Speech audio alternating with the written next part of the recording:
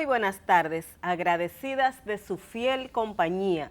Damos inicio a 2x3 en Salud. Este programa que, como saben, lo hacemos cada sábado con muchísimo entusiasmo y cariño para llevarle orientaciones en salud. Buenas tardes, Tati. Buenas tardes, Doris, ¿cómo estás? Yo estoy bien, ¿tú cómo estás? Contenta sobre todo de los reportes de la gente que puede ver este programa todos los sábados a las 6 de la tarde. Contenta porque la gente nos retroalimenta y nos sigue. Y no es un ego porque nos siga a nosotros, sino sobre todo por el apoyo y la solidaridad siempre es bonito. Eso es así. Pero el hecho de que podamos llegar con un programa dedicado a la salud, que es un aspecto tan importante, que es un componente de las patas de la vida tan importante. Exactamente, y recordarle a las personas que si por alguna razón, claro, queremos que nos vea cada sábado a esta hora, si por alguna razón no pueden ver el programa, pues pueden buscarnos en nuestras plataformas digitales y en nuestro canal de YouTube, 2x3 en Salud, que ahí van a recibir todo nuestro contenido también. Y contenta viendo pasar la semana, viendo los acontecimientos en nuestra área de la salud, y quería hacerte el comentario sobre un trabajo que se está haciendo en el Ministerio de Salud Pública en el área de salud mental. Así es, la intervención en crisis, sí, ¿verdad? son las unidades de intervención en crisis. Creo que así como hemos criticado los aspectos cuando vemos que no se está haciendo lo que se debe de hacer, tenemos que reconocer que en esa área de la salud mental hay preocupación, o sea, se está tratando de hacer un trabajo. Hay unidades que se han establecido en los hospitales para recibir a esas personas cuando están presentando alguna crisis psiquiátrica, son insuficientes. La mitad de las personas que necesitan quedan fuera todavía, pero se están dando pasos. Históricamente hemos criticado lo que la salud mental era como la cenicienta en la República Dominicana y que había un estigma a todo lo que significaba salud mental. Era decir, usted está loco. Así es. Todavía hay mucha gente que cree que ir a un psiquiatra, que ir a un psicólogo es sinónimo de tener un problema de locura, y no es así. Entonces, con el doctor Ángel Almanzar, bueno, eso comenzó con la gestión de la doctora Guzmán. Sí, el doctor Ángel Almanzar. El doctor Ángel Almanzar y la doctora Guzmán, que, bueno, ellos dieron la sepultura al antiguo manicomio. Así es, así es. Y eso es un trabajo loable que se está haciendo, ojalá que ese trabajo continúe. Nosotras hacemos, y es bueno que la gente lo sepa, como expertas en el tema, cuando una cosa está bien, nosotros subrayamos la importancia de que las cosas sigan bien.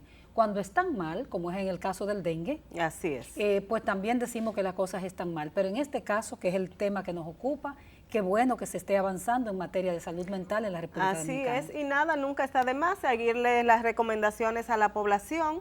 Recordemos que estamos en una epidemia de dengue, que no es propia de República Dominicana, sino de varios países de la región, y recordarle cuáles son las medidas de prevención, porque lo que queremos es que la persona no se enfermen. Cero gomas viejas alrededor de las casas. Así es. No dejar los tanques de agua destapados. Así es. Untarle cloro, que es una estrategia de hace mucho tiempo. Taparlo bien. Cuando se almacena agua, y mantener bien limpio los entornos de las casas y de los patios, en los techos, y todo lugar donde uno entienda que se puede acumular agua, sobre todo cuando llueve, limpiarlo para evitar que ahí se críe el mosquito Aedes aegypti, que es el transmisor de esta enfermedad. Por último y no menos importante, y sé que las madres dominicanas son muy atentas a eso, desde que un niño tenga síntomas de fiebre constante, erupción en la piel, hasta vómito, pues al médico inmediatamente. Las madres dominicanas ya aprendieron eso. Sí. Una muestra es que los hospitales y los centros de salud están llenos de pacientes, de personas febriles. Con este comentario nos vamos a una breve pausa y regresamos en un momentito. 2x3 en Salud. Muchas gracias de verdad por estar con nosotros, por continuar con nosotros. Y ahora en el desarrollo de 2x3 en Salud, tenemos el placer de presentar a la doctora Elaine Núñez. Elaine es una cardióloga, electrofisióloga, ponemos énfasis porque la gente dice electrofisiatra. Buenas tardes, doctora, ¿cómo está usted? Buenas tardes, Altagracia, Doris, muchísimas gracias por la invitación. Bienvenida. Y a todo el público que le sigue. La verdad es que me siento muy contenta por darte participación aquí en este programa, porque yo sé que la gente le da mucho seguimiento, sobre todo por los problemas de salud. Exacto, que tanto preocupan siempre que son de niños, sobre todo. Exactamente, de niños y adultos. Y de adultos. Todos preocupan, ¿verdad? Todo que sea un problema de salud. Doctora, nosotras también muy contentas porque llevarle orientación a la gente es nuestro interés en este programa. Y queríamos empezar para que tú nos expliques mucho algo de eso, cardióloga, electrofisióloga, ¿qué significa? ¿Cuál es la especialidad en sí? Sí, sabes que la electrofisiología es una subespecialidad de la cardiología que se dedica precisamente al estudio de los trastornos del ritmo cardíaco. Okay. Sabemos que el corazón funciona con electricidad. La electricidad es lo que le permite al corazón hacer su función de bomba, su función contráctil. Y eso lo hace gracias a puntos eléctricos que están localizados en zonas muy específicas del corazón. Y la electrofisiología se encarga precisamente de estudiar todos los problemas relacionados con la actividad eléctrica del corazón. ¿Y como cuáles problemas pueden derivarse de esa energía eléctrica, verdad? Que claro que sí, bueno, es muy conocido las taquicardias, es muy frecuente, un síntoma muy frecuente en la consulta cardiológica, el paciente que tiene arritmias, que tiene taquicardias, que tiene palpitaciones y precisamente se producen cuando hay un aumento de la frecuencia o de la actividad eléctrica del corazón. ¿Qué provoca, doctora, ese aumento en la frecuencia? ¿Qué puede producirlo? Bueno, sabes que cuando tenemos taquicardias, el corazón no es capaz de llenarse adecuadamente y en consecuencia no es capaz de mandar la sangre adecuadamente al resto del cuerpo. Y pueden venir síntomas como debilidad, mareos, secundaria hipotensión, también dolor de pecho, porque aumentan las necesidades metabólicas del propio corazón, falta de aire, cansancio, y además que si no sabemos cuál es el problema de base que tiene el paciente, esto causa mucha ansiedad y a la vez la ansiedad puede desencadenar más taquicardias. ¿En niños, en adultos puede presentarse en cualquier edad? En cualquier edad. En niños habitualmente cuando tenemos taquicardias son secundarias a algún problema congénito, algún problema que nacemos con esta alteración en lo que son los circuitos eléctricos. Es muy frecuente, sobre todo en los países donde la electrofisiología es relativamente nueva, que haya una alta prevalencia de circuitos adicionales a lo que es el circuito eléctrico normal. O sea, la electricidad del corazón se localiza en puntos específicos y eso sigue un trayecto. Pero hay personas que nacen con una vía alterna de la conducción eléctrica, nacen con un camino adicional y eso genera un circuito que hace que el corazón... ¿Es una anomalía? Es una anomalía congénita que desencadena habitualmente taquicardia y lo podemos ver. ¿Y se vincula con los soplos? ¿Los soplos están vinculados a eso también, doctora? Que antes se hablaba mucho de nació con un soplo y ya hace mucho que no escuchamos eso. Sí, el soplo se produce. Sabes que existen en el corazón válvulas que regulan el paso de sangre de una cavidad a otra. El corazón se divide en 4 cavidades y las válvulas hacen la función de cierre y apertura para permitir el paso de la sangre. Cuando hay una alteración a nivel de la válvula o hay alguna comunicación en alguna de las paredes del corazón que separan estas 4 cavidades, se produce el soplo. Habitualmente el paciente que tiene soplo es por un problema anatómico como tal, un problema estructural, un problema en la base. Y las arritmias se producen por una alteración eléctrica en lo que es el circuito eléctrico. Es como una casa, ¿no? Tenemos la casa, tenemos las paredes y tenemos la electricidad.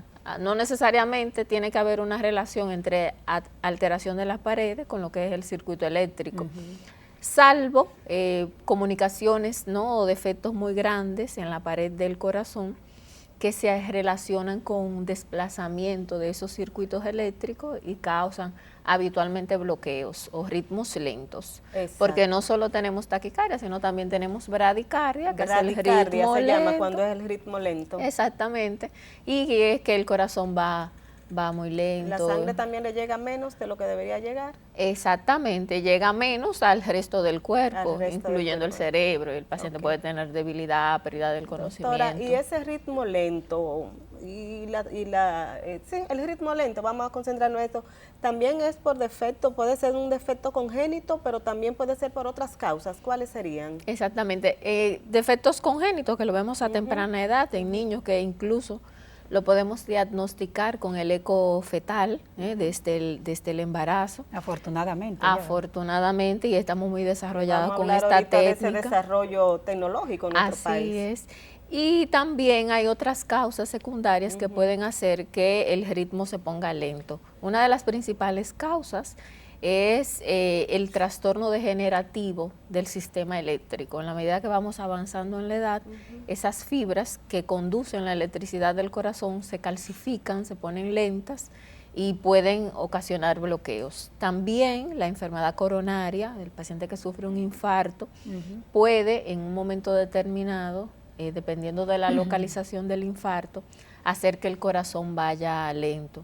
Y existen otras causas también, como procesos infecciosos que afectan el propio corazón, que en un momento determinado también pueden hacer que el corazón vaya lento. Y el entrenamiento físico, porque vemos ahora muchos jóvenes muy metidos en esto del deporte, y qué bueno, ¿verdad? Pero claro también se habla de que podría ser una causa quizá de que conlleva un exceso, por ejemplo, de exactamente. Bueno, en el deporte existen cambios adaptativos del corazón al ejercicio, y uno de esos cambios está relacionado precisamente con la actividad eléctrica, y es que el corazón del atleta, el corazón adaptado al ejercicio físico entrenado, tiende a tener una frecuencia cardíaca menor. Eso no es algo de preocuparse. ¿Por qué? Porque se hace una evaluación en el paciente deportista, y si su frecuencia es capaz de aumentar cuando demandan los requerimientos del propio ejercicio o los requerimientos metabólicos como tal del individuo, si el corazón se adapta a esa necesidad, aumenta la frecuencia cardíaca, eso no implica ningún problema. Se me ocurre, doctora, preguntarle a propósito de ahí mismo conectando, ahora hay un debut de personas hasta de mi edad, de la edad de Doris y eso, que quiere... Muy jóvenes. Jóvenes, sí, tipo juventud. Exactamente. Que quiere hacer ejercicio, que quiere correr. Exacto. ¿Hay alguna contraindicación desde el punto de vista cardiovascular en que gente que no es atleta de toda la vida comience y quiere ejercitarse, correr, que aprenda a correr? Ahora están de moda los maratones y todo eso. ¿Cuál es la recomendación de ustedes? Bueno, realmente si el paciente es un paciente sano, con una evaluación cardiológica básica, es suficiente. Si es un paciente que ya ha tenido alguna condición cardíaca, lo que se recomienda que inicie la actividad deportiva en un programa de rehabilitación cardiovascular, donde se le instruya al paciente la cantidad de ejercicio que puede hacer según su condición como tal. Pero en una persona sana, lo ideal es que se haga una evaluación cardiológica antes de comenzar en este mundo del ejercicio y el entrenamiento, porque hay personas que, aunque no tengan alguna enfermedad demostrada cardíaca, pueden tener alguna condición que le predisponga a arritmias o alguna otra afectación cardíaca. ¿Ustedes, doctora, en el servicio están viendo más casos de jóvenes con este ritmo bajo y lo asocian al deporte? Sí, o sea, no es que ha aumentado la incidencia, sino es que ha aumentado la concientización en la evaluación predeporte. Ok, la gente ya va y se hace su evaluación. Se hace su evaluación, se hace su electrocardiograma. Muchas veces, si el paciente no tiene ningún antecedente, si no tiene antecedentes familiares de enfermedad cardíaca o de muerte súbita, entonces en esos casos, con un electrocardiograma y una evaluación básica, podemos definir si hay algún problema que pueda implicar algún riesgo en esa población. Doctora, ¿con cuáles herramientas diagnósticas contamos en el país y sobre todo ahí en Sedimat, que usted pertenece al staff de médico de ahí de Sedimat? Y que acaban de inaugurar un servicio nuevo para, en este caso, para niños. Exactamente. Bueno, la verdad es que nosotros estamos, según los estándares internacionales en cuanto a tecnología, en el área de la electrofisiología. Para hacer los estudios electrofisiológicos y todos los procedimientos que se pueden hacer en el tratamiento de las arritmias, se necesita una tecnología especial, que es un polígrafo y un sistema de mapeo tridimensional. Eso es una máquina con una computadora, con un software que te permite hacer reconstrucción virtual del corazón para tú ir de forma más precisa al punto de donde se origina la taquicardia. Y nosotros en Sedimat pues contamos con esta tecnología de primer nivel. ¿Y en qué consiste eso, doctora? Bueno, cuando hay un circuito eléctrico, cuando hay un problema en la electricidad, o sea, un punto que genera arritmias, por ejemplo, dentro de las aurículas o dentro del ventrículo, aparte de lo que es la actividad eléctrica normal, nosotros podemos tener células en otra localización que originen arritmia, que originen taquicardia. El corazón va contrayéndose de forma normal y esa zona va generando la taquicardia. Entonces, con este mapeo, nosotros podemos hacer una reconstrucción en la computadora de la anatomía cardíaca del paciente, poniendo unos catéteres dentro del corazón y por medio del contacto en esa cavidad, nosotros vamos haciendo una reconstrucción en la computadora y también podemos hacer mapas de activación eléctrica. Eso es que vamos midiendo esos puntos de electricidad donde se van localizando y nosotros con este sistema que nos permite valorar la precisión, la cercanía, el contacto del catéter con la cavidad, nosotros podemos ir de forma muy precisa al punto de donde se origina esa arritmia y curar el paciente que tiene un foco que le genera una taquicardia. Se cura. Sí. En medicina podemos hablar muy poco de curar, pero en la electrofisiología nosotros podemos ofrecerle al paciente opciones curativas en el área de las arritmias. ¿En qué momento, escúchame Tati, en qué momento, doctora, ya esa taquicardia? Porque a veces la gente dice, mira, me dio como... pero se queda, ¿verdad? Y ni va ni siquiera al médico, pero ¿en qué momento hay que decirle al paciente, no te quede en tu casa, vete al médico?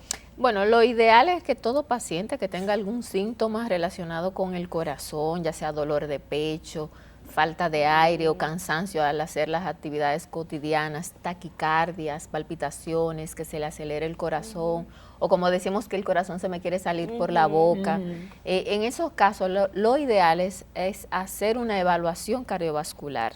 Una vez que se ha determinado, por ejemplo, que son arritmias benignas o que tenemos un corazón estructuralmente sano, que las paredes están bien, que las válvulas están bien, en esos casos pues ya el paciente, conociendo su condición, puede quedarse tranquilo en su casa. Perfecto. Pero si es un síntoma inicial y el paciente no ha tenido ninguna evaluación cardiológica, lo ideal es que sea evaluado por un especialista. Doctora, ¿y cuál es la incidencia? Veo que se crea esta unidad en Sedimat y que ha sido muy bien acogida. ¿Cuál es la incidencia de esas cardiopatías en niños, de esos problemas congénitos o como sea, en el área? ¿Qué es lo que ustedes han visto en consulta? Bueno, mira, afortunadamente en el área de lo que es la intervención en los problemas del corazón, en los niños que nacen con problemas cardíacos, hemos mejorado muchísimo, hemos evolucionado mucho en ofrecerle tempranamente una cirugía cardíaca al niño que lo necesita. Anteriormente esos niños tenían que viajar a Estados Unidos a intervenirse, a operarse, y en Sedimat tenemos un departamento de cirugía cardiovascular muy avanzado con una alta tasa de éxito y con un gran número de casos de pacientes operados. Entonces, en esta población que ha sido intervenida, es muy frecuente que se encuentren problemas del ritmo. ¿Por qué? Porque las cicatrices que se producen en el corazón forman como un sustrato, o sea, forman como una génesis para esas arritmias. No es que la incidencia es mayor, sino que hemos evolucionado y podemos tener un contacto más cercano con esa población. También antes lo llevaban al pediatra, lo llevaban por ahí y teníamos casos fatales y no sabíamos exactamente. Pero ya teniendo las herramientas podemos tener un contacto más temprano con el paciente que tiene arritmia, también los pacientes que ya llegan a la edad adulta, que han sido intervenidos, que antes se morían pequeñitos y ya no. Ya están creciendo Entonces, más. También eso ha aumentado la captación de pacientes. Bueno, doctora, vamos a pedirle un permisito, vámonos a una pausa y regresamos en un momentito, no se mueva de ahí, que está interesantísimo. 2x3 en salud.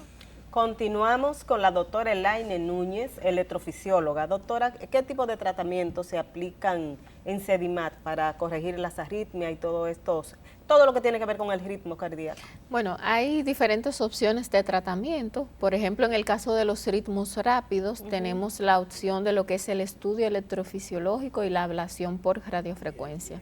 Cuando el paciente tiene un foco que le origina la taquicardia, nosotros mediante fluoroscopía y utilizando el sistema de mapeo que mencionaba anteriormente tridimensional, nosotros subimos catéteres en el corazón, estudiamos la actividad eléctrica normal del corazón y luego localizamos esos puntos que generan la taquicardia y en esa zona se aplica una fuente de calor que se llama radiofrecuencia y eliminamos y quemamos el foco que origina la taquicardia. Eso es lo que se llama ablación.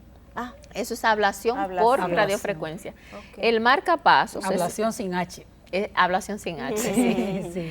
El marcapasos, por ejemplo, hay diferentes tipos de marcapasos.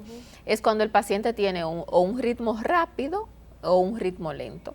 El marcapasos simple, el marcapasos convencional, es cuando el paciente tiene un ritmo muy lento y tenemos que poner unos cablecitos en el corazón que se conectan a una fuente, que es el marcapasos, y eso le emite impulsos eléctricos al corazón para que el corazón vaya a la necesidad que tiene el paciente. Como una ayudadita que se le da, ¿verdad? Una yompeadita. Exactamente. Entonces existen los marcapasos para los ritmos rápidos, para las taquicardias, que es como un desfibrilador. Por ejemplo, cuando vemos un paciente que presenta una parada cardíaca, que se le ponen unas palas en el pecho y se reanima ese paciente y se revive ese paciente, existen marcapasos que tienen esa misma capacidad de detectar esos ritmos rápidos y tratarlos. Los trata dándole una descarga desde dentro del corazón, evitando la muerte súbita, por ejemplo, y tratando las arritmias ventriculares. ¿Pero eso es invasivo? Eso es un procedimiento invasivo. ¿Hay que abrir? Hay que hacer una apertura muy pequeñita, de unos 3 a 4 centímetros en el pecho. Se hace como un bolsillito, que es donde se aloja la fuente del marcapasos, y se conectan unos cables a través de la vena que se llevan directamente al corazón, que son los que entregan el impulso eléctrico o tratan las arritmias rápidas. ¿Y eso lo hacen ustedes? Perdóname. Eso lo hacemos nosotros en el departamento. Hacemos estos procedimientos tanto en población adulta como pediátrica. ¿En cirugía?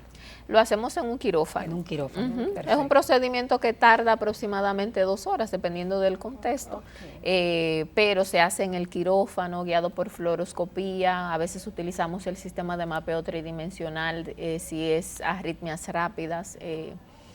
Pero todo esto lo podemos ofrecer tanto en población pediátrica como en población adulta. Doctora, la incidencia de este tipo de problemas de ritmo del corazón a nivel internacional, ¿de qué nos habla? Y si podríamos extrapolarlo quizás a República Dominicana. Sí, sabes que de las arritmias la más frecuente es la fibrilación auricular. La fibrilación auricular es una actividad eléctrica a nivel de las aurículas, que es la parte de arriba del corazón, y tiene una alta prevalencia, es la arritmia más frecuente que existe y se estima que hay una incidencia de a partir de los 65 años de un 5 a un 7% de la población adulta, y que esto se va incrementando por cada década de la vida que pasa, pudiendo alcanzar hasta una incidencia de un 15% en pacientes mayores de 80 años, o sea, es una enfermedad muy prevalente. Pero con el paso de los años, de los 60, 70, llegar a 80, el corazón se va poniendo lento, ¿sí? Sí, es así. Ese es el tema. Es así,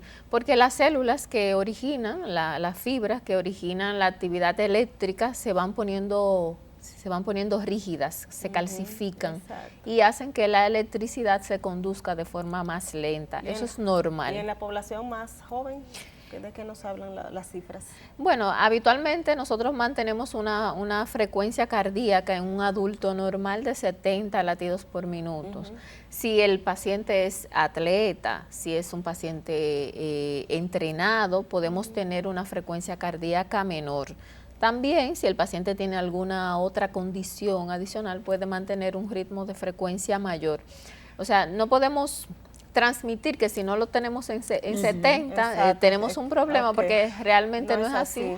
Y depende de las necesidades metabólicas del organismo, porque el corazón se adapta a nuestra necesidad. En un momento determinado el corazón puede ir más rápido, puede ir más lento y no significa que sea anormal. Doctora, hay una pregunta que no sé si tenga que ver exactamente con el área de electrofisiología, pero ¿cuál es el cardiólogo que trata el síndrome del corazón roto? Es una pregunta muy interesante y realmente el cardiólogo clínico trata, que existe de verdad, existe el síndrome de corazón roto y es el paciente que tiene una alteración en la función del corazón habitualmente secundaria a un problema de estrés, a un problema emocional, un problema de ansiedad. Es más frecuente en las mujeres.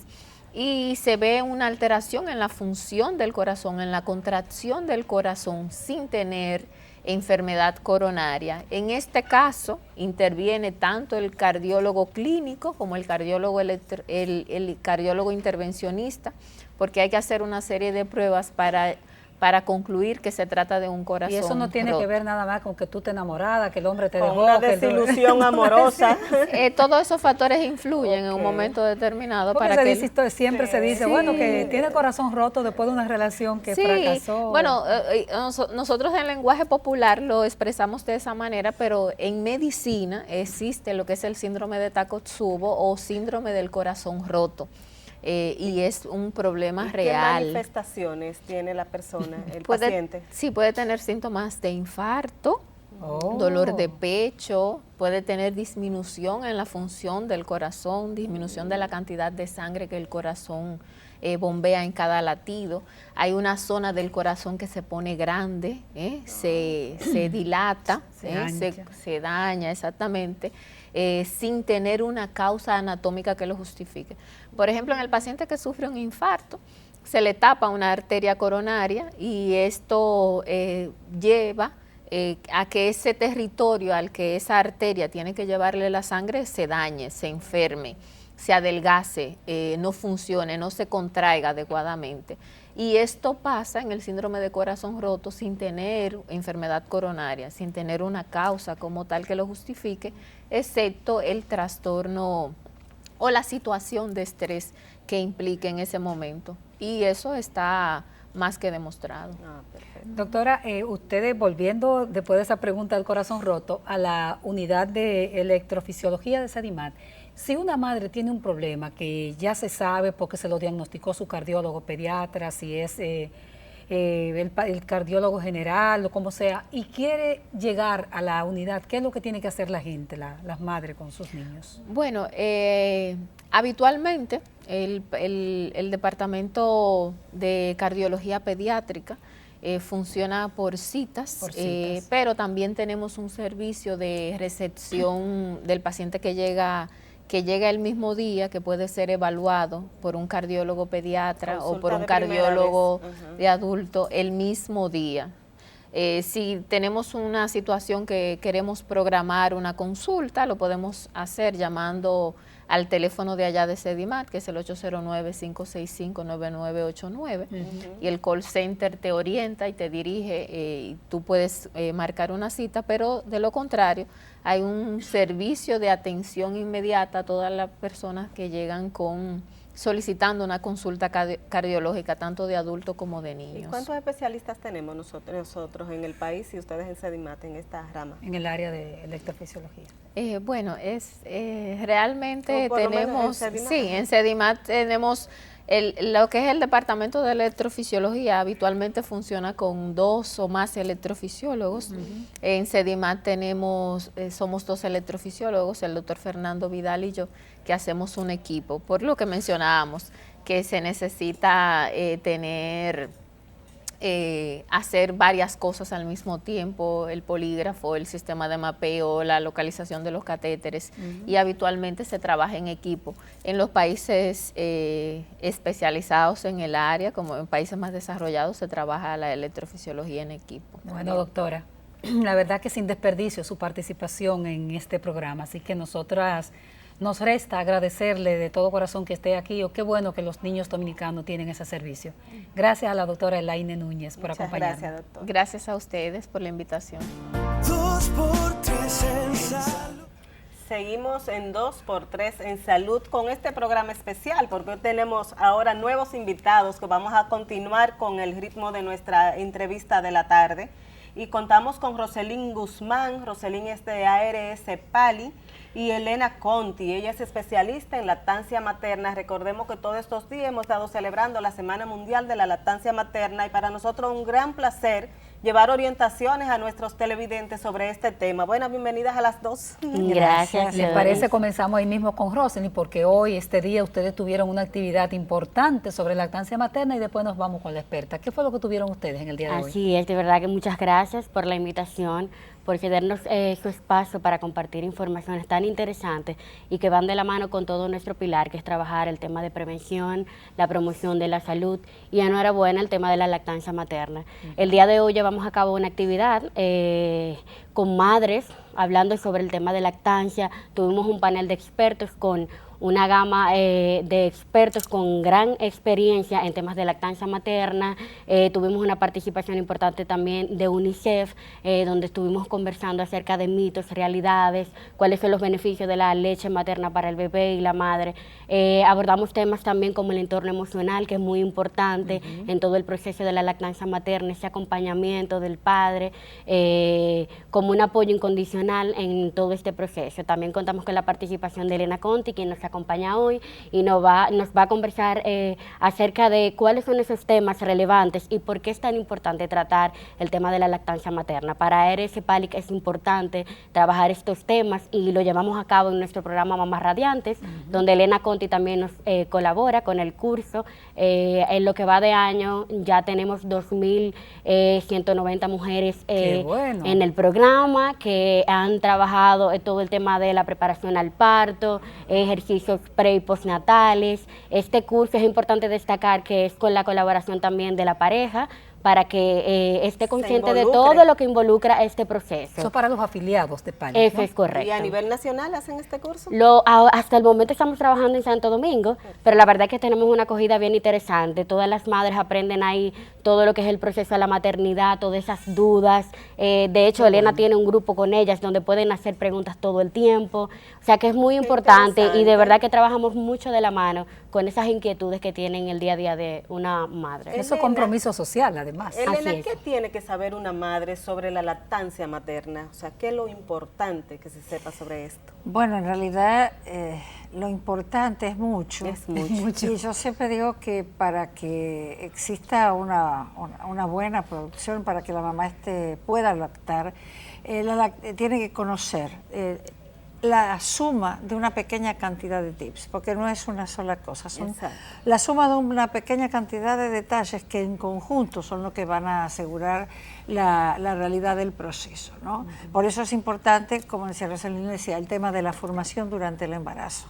Y además, en Pali nosotros también le damos consultas de lactancia y seguimos el apoyo de las mamás. Lo que tiene que saber previamente, primero, es estar convencida de que es un proceso natural y de que puede, porque en esto, como hay muchos mitos y hay mucha presión negativa, no solamente de la gente, de la familia, a veces hasta de la misma clínica, porque el proceso inicial es básico, entonces la mamá tiene que estar segura de que lo va a poder hacer. Ahora, en cuanto a detalles... ¿Querer hacerlo, doctora? ¿Querer hacerlo también? Querer hacerlo, exactamente. Sí, tener el conocimiento, estar segura que va a poder y querer hacerlo. Perfecto. Para poder luchar, porque a veces son muchas las cosas que están en contra, pero siempre, como decimos, el conocimiento empodera. Claro. Y eso da seguridad. Y como decía Roselyn, también es muy importante que en el proceso de la lactancia el esposo apoye, porque es el que está al lado y la tiene que defender y proteger, porque la mamá en el posparto está en un estado emocional muy vulnerable, entonces tiene que tener esa seguridad y ese apoyo para que la pueda manejar. Doctora, ¿podemos hablar de obstáculos que tiene la mujer para lactar y las grandes fortalezas que le da tanto a ella como al bebé ser lactados? Con respecto a los obstáculos, sí, los obstáculos que tiene básicamente es la presión social.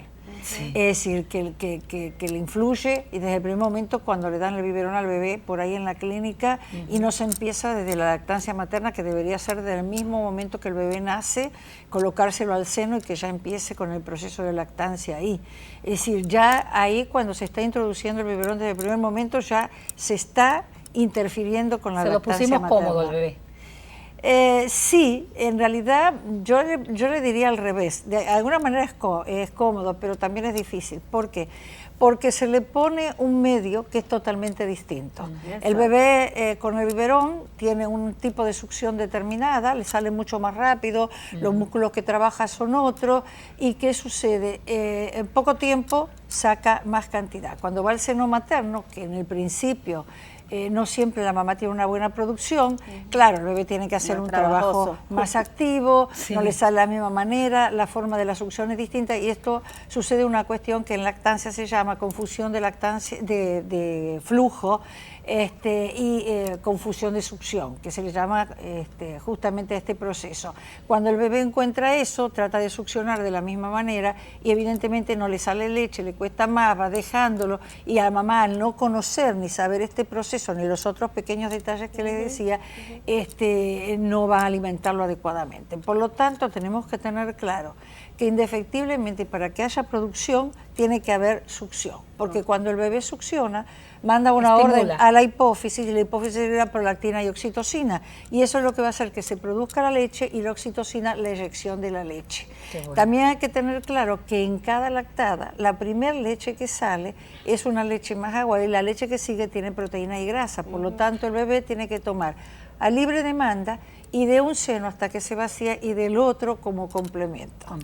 Entonces, de esa manera, y lo único que va a aumentar, esencialmente lo que más va a aumentar, no es lo único, pero lo que más va a aumentar la producción es el aumento del estímulo.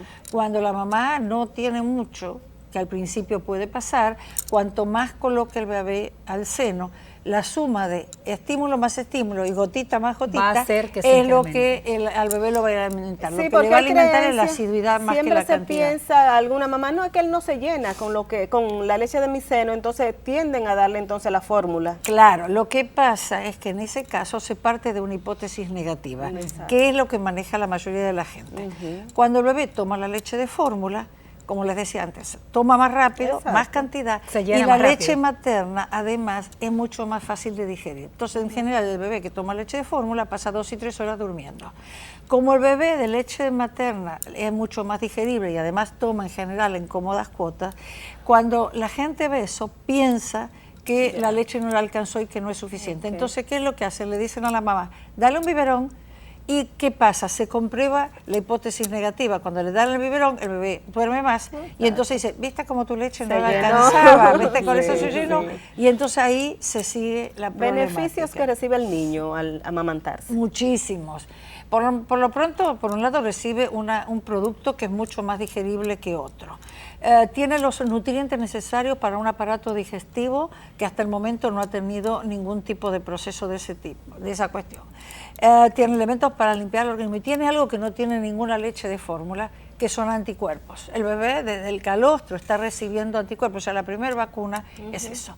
Elementos de defensa, elementos, mira, hasta se ha comprobado, y te digo una de las últimas, porque todo el tiempo se están descubriendo cada vez más beneficios, sobre la parte intelectual y demás, pero por ejemplo, el año pasado hubo una investigación que hicieron entre Inglaterra e Israel y se descubrió que en casos de leucemia infantil la incidencia de niños lactados era mínima.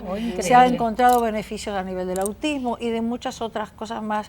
Entonces, para el bebé son todos beneficios. ¿Y para la madre? Y para la madre también, muchísimo. Por un lado, si se da una lactancia inmediata y rápida, eso ayuda a que la placenta se desprenda más rápido, a que el útero se retraiga más rápido, tiene una incidencia a futuro, también evita hemorragia posparto, ayuda a reducir el peso de la madre y a nivel futuro influye en cáncer uterino, cáncer de ovario y sobre todo cáncer de seno. Mujeres con displasia mamaria, la lactancia es un tratamiento excelente. Aparte de esta iniciativa que lleva a cabo PALI y otras entidades, ¿qué se debe hacer? ¿Qué deben hacer los países como el nuestro, que tenemos una tasa baja de lactancia materna, muy baja, para incentivar, para motivar? Bueno, aumentarla. por un lado, promover, sí, en este país se está promoviendo y por suerte está aumentando los niveles de lactancia materna, pero no cansarse de promover con programas para facilitar de todo tipo, como para poder facilitar y sobre todo informar y empoderar a las madres de esto, darle información, porque la información es la base del manejo y sobre todo regular mucho el proceso del tema de las leches de fórmula y de la introducción temprana en las clínicas del biberón, ¿no? Que se le da muy rápidamente. La doctora que creó la Josefina, la decía doctora Cohen. Josefina doctora Cohen, que Cohen. creó, decía que darle leche de fórmula, darle fórmula a un bebé, a un recién nacido, era como ponerle un pedazo de plátano. Es contra natura, definitivamente. Nosotros estamos contentísimos y le vamos a prometer un programa completo con la doctora más para adelante, porque el tiempo se nos termina y el tema no es para la cantidad de tiempo Eso es verdad. que tenemos, de manera que vamos a coordinar con Rosalind para que hagamos un Muchísimas programa gracias. completo sobre lactancia materna, que no hay que circunscribirlo a una semana del año, yo creo que hay que educar el año completo. Por Totalmente. eso nosotros trabajamos con los programas de Mamás Radiantes todo el año, promoviendo el tema de la información, educando acerca de por qué es importante. La Porque esta lactancia semana materna. es para gran público, para nivel mediático, digamos, pero es el año completo que hay que trabajarla. Así es, Así estamos es. de acuerdo. Bueno, nosotros gracias. agradecidas de que hayan venido, aunque sea en este corto tiempo, a traernos estas orientaciones que siempre llegan a la gente y siempre es importante constantemente, como dice Altagracia, hablar sobre este tema. Gracias por acompañarnos, por participar. Queremos darle las gracias también a nuestros amigos televidentes porque siempre están ahí acompañándonos y recibiendo estas orientaciones que le llevamos con ese interés, con el interés de educar, que es lo que más se necesita en nuestra población, educación en salud. Bueno, será hasta la próxima semana.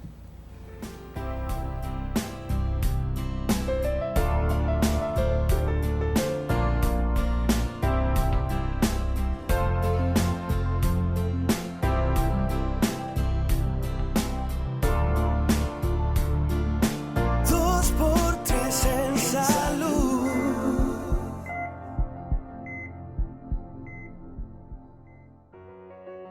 Seguros Universal, la aseguradora líder en República Dominicana, presentó